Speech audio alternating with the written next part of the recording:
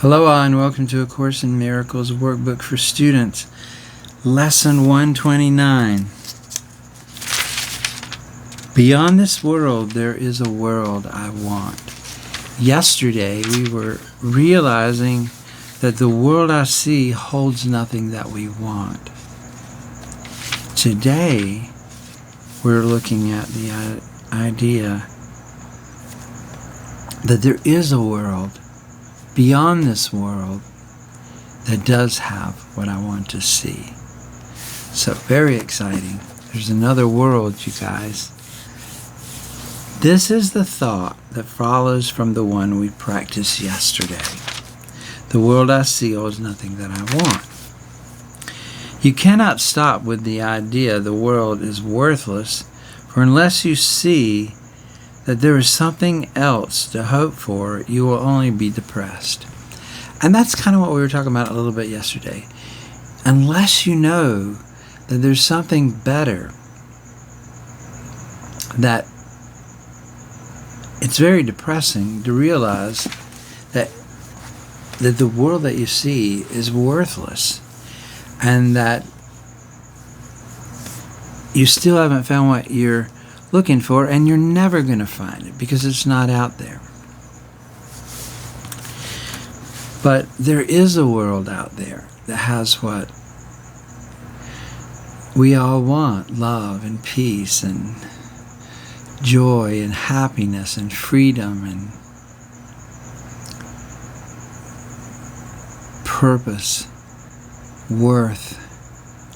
All of it. And that's what this whole course is bringing us to be able to see this world that is beyond the world of the senses and the world of perception and the world that we've created as a dream world, that its only function is to hide the truth from us. So let's continue on in our journey to see the truth and to see this world, that the world that we've been perceiving all our life has been hiding from us. Beyond this world, there is a world that I want.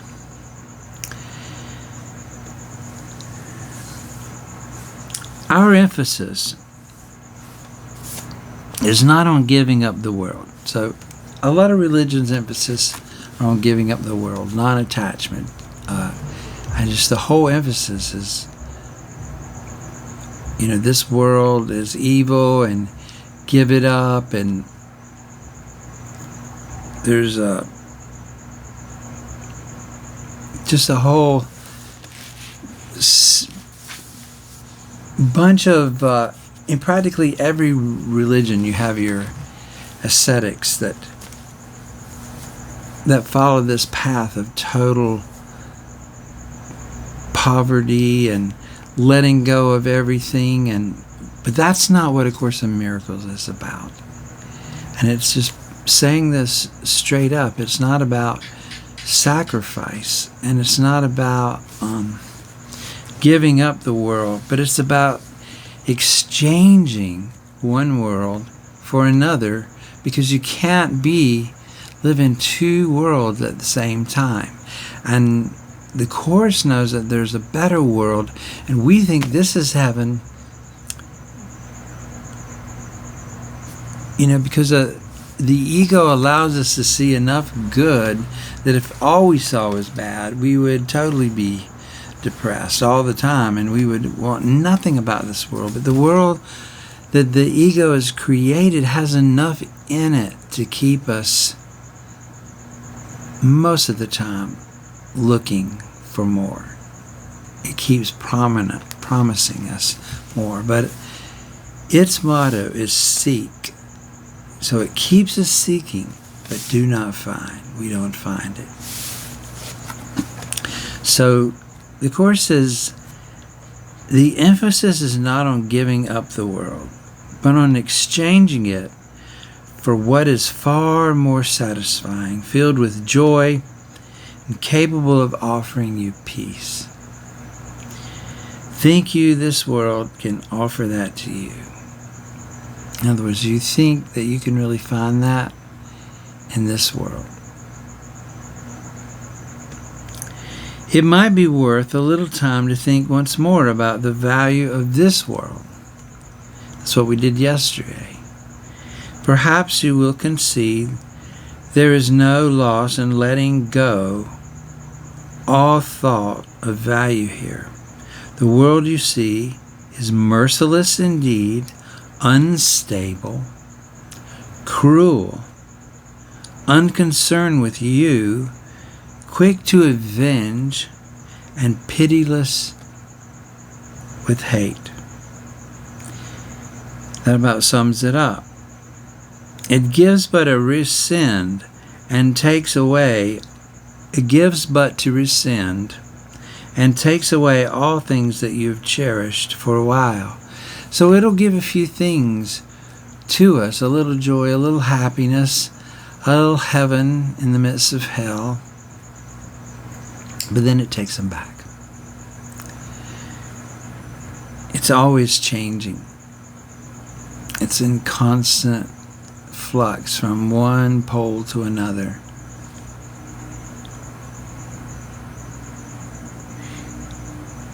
No lasting love is found in this world, for none is here. This is the world of time, where all things end. So that, the reason everything changes, and in this world it's a world of impermanence, and everything is decaying and going from a degree of higher order to a degree of lower order, entropy. So, and it's swinging back like a circle, where you'll have the pendulum shift to, it's good for a while, but it doesn't stay there. It always moves back. And that's how time does. It's cyclic. It vibrates back and forth. And time, with enough time, everything disappears in this world. Even mountains and islands and things that you think have been around a very, very long time, millions of years, but still they're not going to last, because that's the world of time. So is it a loss, we're being asked, to find a world instead where losing is impossible? Where things don't break down and get eaten by worms and decay. So if we can find a world, if all we have to do is let go of this world to find that world where there is no loss, is it really a loss? Have we really sacrificed anything? To find a world where love endures forever, a world where hate cannot exist and vengeance has no meaning. Is it a loss to find all things you really want and know they have no ending? That the phrase, all good things got to come to an end, is a meaningless phrase. And they will remain, these great things that you really want, exactly as you want them throughout time. Yet even they will be exchanged at last for what we cannot speak of. For you go from there to where words fail entirely, into a silence where the language is unspoken and yet surely understood. And that's one of these things we're going to learn more and more in the course, is how to get beyond words and to experience these things. They can't really be talked about. They're beyond the symbols of even words. Like good. That sounds great. This is good. But that's still a symbol. And everything we use is symbols. Jesus is a symbol. God is a symbol. Brother, sister, mother, all these are symbols.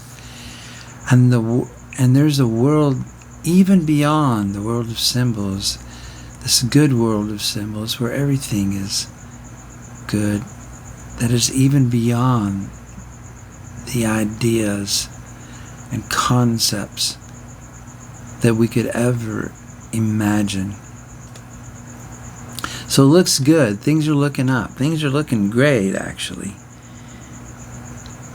Communication, unambiguous and plain as day, remains unlimited for all eternity in this world where we're headed.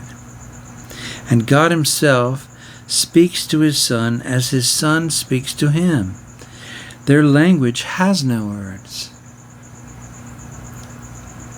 For what they say cannot be symbolized. And so I don't know what that's like. So even if I did, I wouldn't know how to communicate it. Their knowledge is direct and wholly shared and wholly one. How far away from this are you who stay bound to this world? So basically the Course is just encouraging us that, hey, there's something much, much better out there. You're not being made to ask, you're not being made or asked to sacrifice anything or to lose anything. You're only asked the question, would you like to exchange all of your sorrow and pain and sense of loss and all your tears? Wouldn't you like to exchange that for everything you ever wanted and more, all the happiness that you can conceive of and more? I mean, yeah, but the thing is, we as creatures of used to constant changing and waiting for the other shoe to drop all the time, we see dualistic possibilities in a future. The idea that there could be only good is hard for us to believe because we're always faced with the idea that, oh, the next world might be good or it might be bad, might be worse. This might be better. You know, if I move to another place, I'm really kind of used to it here. What if I can't make any friends? What if I can't find a job? So on, so on, so on. So even the idea of letting go of this world is a scary one to us. So if you're unsure about this, that's what these exercises are for, to get us used to this world that is beyond the world that we perceive. That's why we're doing this meditation. That's why we're being quiet and letting ourselves, even if for only a moment, experience what this world is like.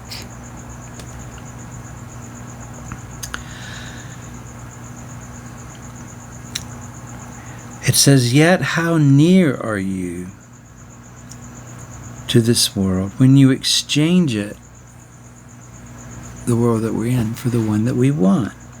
Now is the last step certain. Now you can stand an instant space away from timelessness.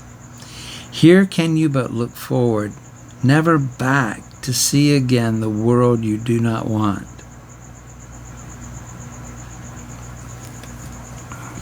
There's kind of implications of this in the I've got my hand to the plow. I'm looking forward. I'm not looking back. I'm ready for this new world. I've let go of the old one. Here can you but look forward, never back, to see again the world you do not want. Here is the world that comes to take its place as you unbind your mind from little things the world sets forth to keep you prisoner. Value them not, and they will disappear. All we do is retract our value from these things, and they will disappear. Esteem them, and they will seem real to you. Such is the choice. That's our choice. To value something, and it'll disappear.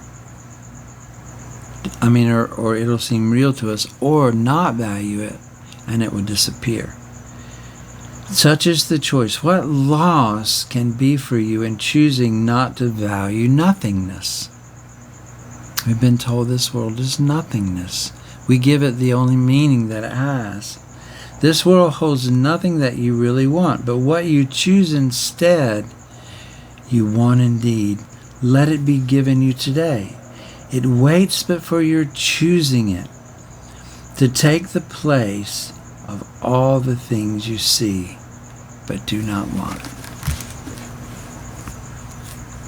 Practice your willingness to make this change 10 minutes in the morning and at night, and once more in between. Begin with this. Beyond this world, there is a world I want. I choose to see that world instead of this one. For here is nothing in this world that I really want. So that's the idea and the thought and the mantra, the statement we're going to use in the morning and in the evening. Then close your eyes upon the world you see, and in the silent darkness watch the lights that are not of this world. Okay. Watch them. Light one by one, until where one begins another ends, loses all meaning as they blend into one. And the world we see is a world of oneness, not of everything. No darks and whites, just pure light everywhere. And this is really a metaphor for seeing of this world, the one that is beyond the world that we're perceiving. This is a metaphor here. But close our eyes. Let your mind see it. This light that your eyes cannot behold, but let your mind see it plainly, and because your mind can understand it. And a day of grace is given to you today. Day of grace, and we give thanks. This day we realize that what you feared to lose was only lost. So what we feared to lose was only loss. Loss. Losing loss. Well, there is no loss anymore. What we feared to lose is the concept. The only thing we really lost is the concept that we could lose. Now, do we understand there is no loss? For we have seen its opposite at last. And we're grateful that the choice is made. Remember your decision hourly and take a moment to confirm your choice by laying whatever thought you have and laying by whatever thoughts you have and dwelling briefly on this thought. The world I see holds nothing I want.